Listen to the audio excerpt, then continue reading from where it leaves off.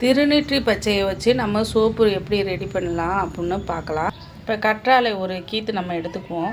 வேப்பிலை குப்பைமணி இலையை பறிச்சுக்கலாம்.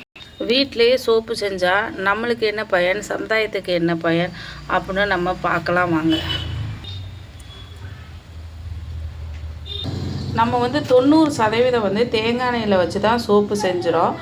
நம்ம அதிகமாக சோப்பு தயாரித்து தேங்காய் எண்ணெயில் செய்கிறதுனால எண்ணெயின் தேவைகள் அதிகரிக்கும். அதனால் தென்னை விவசாயிகள் வாழ்வாதாரம் மேம்படும். அது மட்டும் இல்லாமல் தேங்காய் பருப்புகளை செக்கில் தான் நம்ம போட்டு ஆட்டி நம்ம தேங்காய் எண்ணெய் சோப்பு ரெடி பண்ணி செக்கில் போடுறதுனால வேலை பார்க்குறவங்க அவங்க அவங்களும் பயனடைவாங்க. செக்கில் மட்டும்தான் தேங்காய் எண்ணெய் மிஷினில் போட்டு நம்ம தேங்காய் எண்ணெயை கடையில் வாங்கி நம்ம யூஸ் பண்ணலை. செக்கில் போடுறதுனால செக்கில் அவங்க வாழ்வாதாரம் ஓடும். தென்னை வாழ்வாதாரம் அதிகரிக்கும். அடுத்தது செக்கில் போட்டுறதுனால அந்த பின்னாக்கை என்ன பண்ணுறோம், உரத்துக்கு நம்ம போட்டுடலாம், மாட்டுக்கு நம்ம வச்சுருக்கலாம். எல்லாம் இயற்கையாக நம்மளுக்கு வரக்கூடியதாக இருக்குது. மாடி தோட்டத்துக்கு நம்ம அதை கொடுத்துக்கிட்டு இருக்கோம். மாட்டுக்கு ரசாயனம் இல்லாத உரங்களை நம்மளால் கொடுக்க முடிகிறது. மாட்டுக்கு ரசாயனம் இல்லாத பொருட்களை நம்ம கொடுக்கறதுனால நம்மளுக்கு ஒரு திருப்தி அடைகிறது.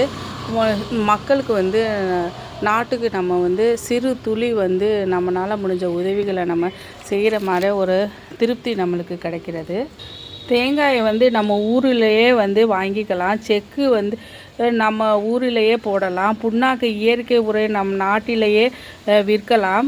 நம்ம நாட்டுக்கு விவசாயிகளின் தரத்தை உயர்த்த நம்மளால் முடிகிறது. மறைமுகமாக நம்ம செய்கிறோம் பாருங்களே. நம்மனாலையும் ஒரு பொருளை உருவாக்க முடியும் என்று தன்னம்பிக்கையாக இருக்கிறோம். நம்ம படித்து இருக்கிறோம், வேலை இல்லை என்ற ஏக்கத்தை குறைக்கின்றது. இதனால் நம்முடைய பாரம்பரிய முறைகள் பாதுகாக்கின்றது. இது போன்ற சோப்பை நம்ம யூஸ் பண்ணி போது தன்னம்பிக்கை, மன அழுத்தம் வராமல் இருக்கின்றது. வெளியில் எப்படி சேர்க்கிறார்கள் நம்மளுக்கு தெரியாது. கண்பட நம்ம சோப்பு இப்படி தான் செய்கிறோம் அப்படின்னு நினச்சிட்டு நம்ம சந்தோஷமாக இருக்கிறோம். சுய தொழில் நம்மளாக உருவாக்குறோம். பார்ட் டைம் ஜாப்பாக இருந்தாலும் சரி, நேரடியாக வேலை பண்ணாலும் சரி, நேரடியாக சரியான முறையில் நம்ம சோப்பை செய்யலாம். நம்ம பெற்றோர்களாக இருக்கும் பொழுது நம்ம சோப்பு செஞ்சுட்டு இருக்கும் பொழுது பிள்ளைகள் சோசியல் மீடியாவில் இல்லாமல் நம்மளோட சேர்ந்து அதுக செஞ்சோம்னா அதுகளும் பின்னாடி ஒரு கைத்தொழிலாக அதை கற்றுக்கொள்வதற்கு நம்ம பயனுள்ளதாக இருக்கின்றோம். எல்லா வகையிலையுமே நம்ம உறுதுணையாக இருக்கின்றோம். நம்மளுக்கு ஏன் சோப்பு செய்கிறது இல்லாமல் நாட்டுக்காக நம்மளால் என்ன முடியுது அப்படின்னு சொல்லிட்டு நீங்களே கவனித்து பாருங்கள். உங்கள் மேனியை பொண்ணாக்கக்கூடியது குப்பைமணி சோப்பு, உங்கள் அழகையும் அதிகரிக்கக்கூடியது.